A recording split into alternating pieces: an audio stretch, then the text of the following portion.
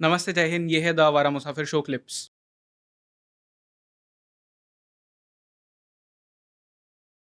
But sir ये जो 1937 के जो इलेक्शंस थे, हुँ, वहाँ से लेके जब तक कहानी 46 पहुँचती है, बहुत ज़्यादा बदल जाती है। हुँ। इस दौरान क्या हो रहा था? क्योंकि 37 में जहाँ पे मुस्लिम लीग हार रही थी, कांग्रेस जीत रही थी। सडनली जब हम 46 की तरफ आते हैं, मुस्लिम लीग बहुत ज़्यादा हावी हो जाती है बहुत अच्छा कांग्रेस सवाल पे। है, बहुत अच्छा सवाल है आपका ये। देखिए 37 का जो चुनाव हुआ तो उस समय तक पाकिस्तान जैसा कॉन्सेप्ट नहीं था, हुँ, है ना? पाकिस्तान जैसा कोई नाम नहीं था। रहमत अली ने नाम दिया था लेकिन उसकी कुछ ऐसी चर्चा नहीं होती राइट। थी। तो 37 का जब चुनाव हुआ तो कांग्रेस को हिंदू मुसलमान दोनों का सपोर्ट मिला। उसके बाद मुस्लिम लीग ने ये माँग रखी कुछ राज्यों में, पंजाब में भी यूपी जिसको यूनाइटेड प्रोविंस कहते थे उस वक़्त उत्तर प्रदेश को और कई जगहों पे कि हमको भी मंत्रिमंडल में शामिल किया जाए। तो इसको लेकर अबुल कलाम आज़ाद अपनी पुस्तक इंडिया विंस फ्रीडम में लिखते हैं कि नेहरू ने कहा था कि हम एक सीट तुमको दे देंगे मंत्रिमंडल में।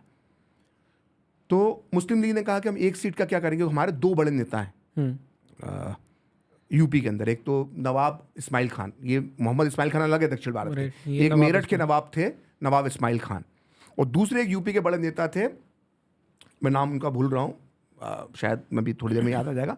तो हमें दो सीटें चाहिए, तो ऐसे वो बात बनी नहीं। तो अबुल कलाम आज़ाद लिखते कि बहुत बड़ी गलती हुई हमसे, इससे मुस्लिम लीग हमसे अलग हो गई। फिर 37 के अंदर जब कांग्रेस की सरकारें बन गई तो गांधी एजुकेशन सिस्टम लागू किया गया, जिसको हम वर्धा एजुकेशन स्कीम कहते हैं। उसको उसमें क्या किया गया था कि विद्यालयों के आगे मंदिर शब्द लगा दिया गया, है ना? जैसे स्कूल होते हैं शिशु मंदिर, तो ऐसे विद्यालयों को मंदिर कह दिया गया। ओके। और एक गांधी की जो शिक्षा को लेकर सोच थी वो उस समय की कांग्रेसी सरकारों ने अपने एजुकेशन सिस्टम में डाल दी। तो अंग्रेज लोग उन चीज़ों में नहीं पढ़ते थे, गवर्नर उनका होता था, उसके पास सारे लॉ एंड ऑर्डर सारी चीज़ें हैं, कब होल्ड है, बट आप सरकार चलाओ अपनी। तो उस सरकार ने अपने एजुकेशन सिस्टम में गांधी की वर्धा स्कीम को शामिल कर लिया। तो ये मुसलमानों को बहुत बुरी लगी। वंदे मातरम स्कूलों के अंदर गाया जाने लगा, स्कूलों के अंदर, कॉलेजों के अंदर, सरकारी दफ्तरों में। तो ये मुसलमानों को बुरा लगा कि भाई वंदे मातरम हम इस्लाम के खिलाफ है। फिर कुछ जगहों पे कुछ हिंसा भी हुई। तो जैसे आज जो है ना कि योगी की सरकार में संभल में कुछ हो गया तो योगी जिम्मेदार है ना? मध्य प्रदेश में कुछ हो गया तो मोहन यादव जी जिम्मेदार हैं। जहाँ जहाँ बीजेपी की सरकार है वहाँ पर इस तरह के आरोप लगते हैं ना, मुस्लिमों पे so called mob lynching and बड़ा डरा हुआ मुसलमान वाला जो कॉन्सेप्ट आता है, इस तरह की बातें होती हैं। तो उस दौर में भी था डरा हुआ मुसलमान। तो एक पीरपुर कमेटी बनाई मुस्लिम लीग ने, और राजा पीरपुर थे, उनकी उसमें बनी वो कमेटी। वो भी कहीं पाकिस्तान नहीं है, उनका परिवार भी यहीं रह गया।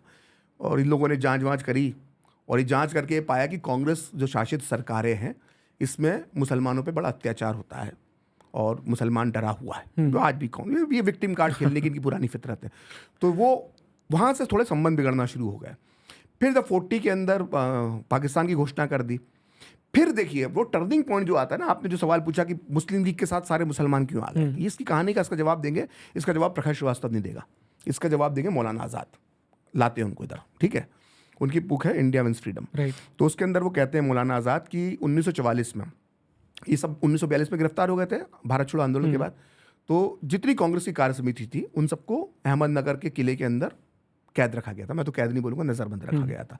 बड़ी आलीशान जेल था वो। और इधर गांधी जी को रखा गया प्रिंस आगा खान महल के अंदर, कैद, नज़रबंद, बड़ी वही बड़ा आलीशान था। तो गांधी ने, कस्तूरबा की डेथ हो गई, गांधी ने अनशन किया, बीमार पड़ गए, ऐसा लग रहा था कि शायद वो मर भी सकते हैं।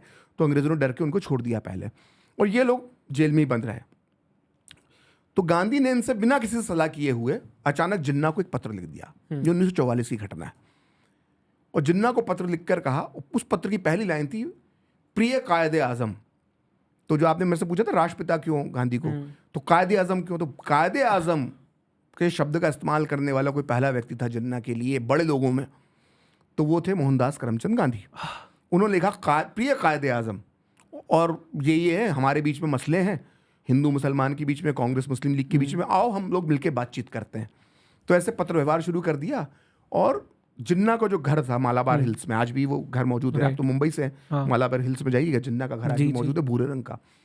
तो उस घर के अंदर जिन्ना और गांधी जी की बातचीतें शुरू हो गई, जो बहुत लंबे समय तक चली। वो शायद 7 या 8 दौर, मुझे एकदम एग्जैक्टली याद नहीं है, लेकिन वो बातचीत का एक लंबा दौर चला।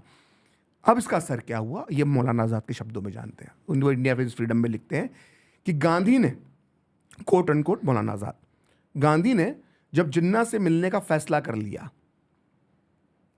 तो जिन्ना का कद भारतीय राजनीति में बढ़ गया। जब भारत के मुसलमानों ने देखा कि गांधी जी जैसा बड़ा व्यक्ति मोहम्मद अली जिन्ना के पीछे पीछे भाग रहा है, तो भारतीय मुसलमानों ने सोचा कि ये कोई बड़ा नेता होना चाहिए। फिर गांधी ने उन्हें कायदे आजम भी कह दिया। तो और गांधी ने हमसे सलाह भी नहीं ली, और इससे भारतीय राजनीति में जिन्ना का कद बढ़ गया। तो जिन्ना को खाद पानी देने वाले भी हमारे प्रिय बापू थे, तो जिन्ना को अपने बराबरी पर लेकर आ गए। और वो जिन्ना का तरीका ऐसा बदल गया, बोलते थे कांग्रेस अध्यक्ष मौलाना आजाद आपसे बात कर रहा है, कांग्रेस अध्यक्ष मौलाना डॉल है, कांग्रेस की डॉल बोलते थे, गुड़िया। वो मौलाना आजाद को जिन्ना बोलता था। अरे ये मौलाना आजाद काय का मुसलमानों का नेता, ये तो कांग्रेस की डॉल है। मुखौटा शब्द चलता है ना भारत की राजनीति में, वो मौलाना आजाद को कहता था जिन्ना। और जिन्ना का असर इतना बढ़ गया भारतीय मुसलमानों में, मौलाना आजाद का जो असर था वो खत्म हो गया। खुद गांधी ने एक सभा के अंदर कहा, दिल्ली में आज़ादी के बाद जब दिल्ली में दंगे हो रहे थे, बोला कि मैं कलकत्ता में था, वहाँ मैंने दंगे ठीक कर दिए, क्योंकि वहाँ पे सूरावर्दी जो था उसकी बात वहाँ के मुसलमान सुनते थे।